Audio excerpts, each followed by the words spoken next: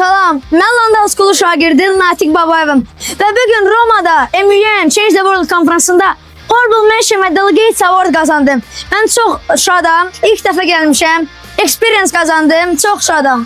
Hər kəsə salam. Mən Tofiq İsmailov adına 6 nömrəli məktəb liseyi şagirdi Mahmud Xan Kişiyev. Mən öz partnyorumla birlikdə 2 avarda nail olduq və gördüyünüz kimi biz hələ də konferans yerindəyik. Özümüz də ona inana bilmirik. Ona görə heç vaxt təslim olmayın və öz arzularınızı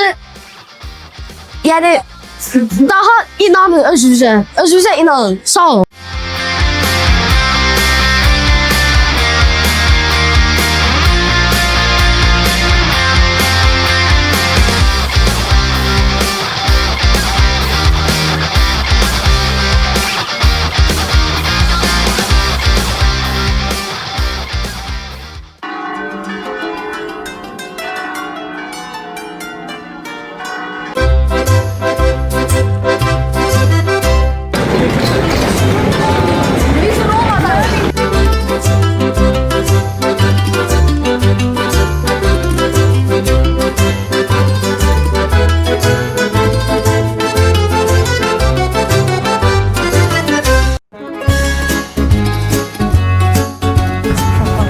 Bizi fırlattılar.